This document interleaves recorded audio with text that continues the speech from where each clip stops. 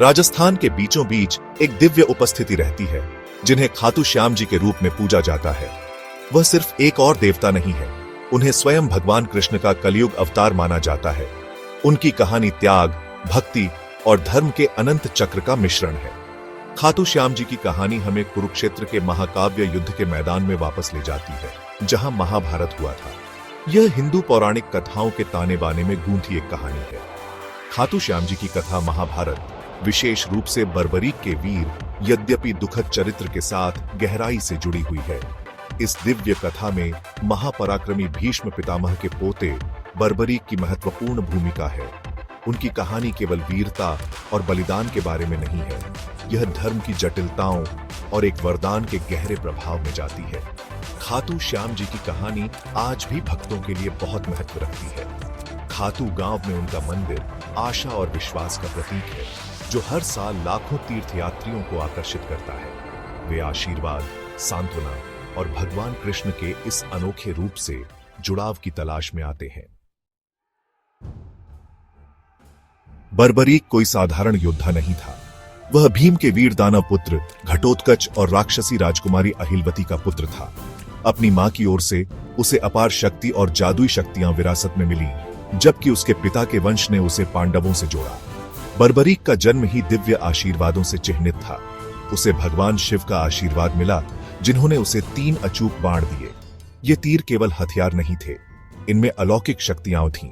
एक तीर उसके सभी लक्ष्यों को निशानित कर सकता था, दूसरा उन्हें नष्ट कर सकता था और तीसरा उसके तरकश में वापस आ सकता था। यह बर्बरीक को युद्ध में लगभग अजेय बना देता था।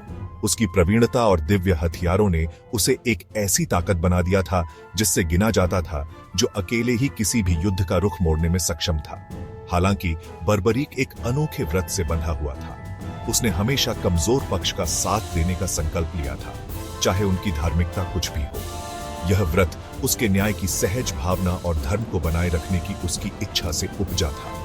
अपने व्रत के प्रति उसकी प्रतिबद्धता, भले ही इसका मतलब अपने ही रिश्तेदारों के खिलाफ जाना हो, उसके अटूट सिद्धांतों के बारे में बहुत कुछ बताती है। जैसे ही कुरुक्षेत्र युद्ध नजदीक आया, बर्बरीक ने कर्तव्य की पुकार महसूस की। वह अपने अजेय बाणों से लैस और अपने अटूट व्रत से प्रेरित होकर इस महाकाव्य युद्ध को देखने के लिए निकल पड़ा।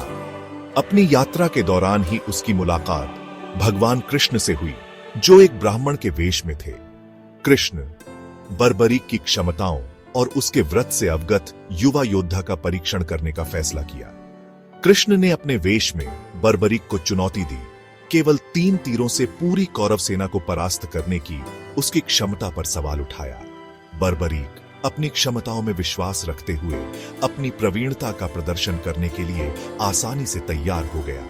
उसने अपना पहला तीर चलाया, जिसने चमत्कारिक रूप से युद्ध के मैदान पर हर एक योद्धा को निशानित कर दिया, जिसमें स्वयं कृष्ण भी शामिल थे। दूसरा तीर निशानित सभी को खत्म करने के लिए तैयार था, लेकिन कृष्ण ने हस्तक्षेप किया। उन्होंने बताया कि बर्बरीक का व्रत उसे कमजोर पक्ष का साथ देने के लिए मजबूर करता है। चूंकि पांडवों का युद्ध के दौरान कमजोर होना तय था, इसलिए बर्बरीक को अंततः उनके खिलाफ हो जाना पड़ेगा। इससे एक जटिल दुविधा पैदा हुई, जिसने बर्बरीक के व्रत को धर्म की भलाई के खिलाफ खड़ा कर दिया। अपने व्रत और आने वाले संकट के बीच फंसे बर्बरीक को स्थिति की गंभीरता का एहसास हुआ। वह समझ गया कि युद्ध में उसकी भागीदारी, हालांकि धर्म को बनाए रखने के इरादे से की गई थी, अंततः अराजकता पैदा करेगी और युद्ध के वास्तविक उद्देश्य बुराई पर अच्छाई की जीत का खंडन करेगी। बलिदान के एक सर्वोच्च कार्य में उसने अपना सिर स्वयं धर्म के अवतार कृष्ण को अर्पित करने का फैसला किया। कृष्ण बर्बरीक के निस्वार्थ बलिदान और सच्चे धर्म की उसकी समझ से प्रसन्न होकर उसे वरदान दिया। उन्होंने घोषणा की कि बर्बरीक को कलयुग में उनके ही रूप श्याम बाबा के रूप में पूजा जाएगा। फिर कृष्ण ने बर्बरीक के कटे हुए सिर को एक पहाड़ी के ऊपर रख दिया, जहां से उसने पूरे कुरुक्षेत्र युद्ध को देखा। आज भी खाटू श्याम जी को त्याग, अटूट विश्वास और धर्म की अंतिम विजय के प्रतीक के रूप में पूजा जाता है। राजस्थान में उनका मंदिर उनकी स्थायी विरासत का प्रमाण है। भक्त उनके मंदिर में आते हैं, खासकर वार्षिक फाल्गुन मेले के दौरान उनका आशीर्वाद, क्षमा और ईश्वर से गहरा संबंध पाने के लिए। खाटू श्याम जी की कहानी लाखों लोगों को प्रेरित करती रहती है। उन्हें बलिदान की शक्ति, अपने धर्म को पूरा करने के महत्व और हमारे जीवन में ईश्वर की शाश्वत उपस्थिति की याद दिलाती है।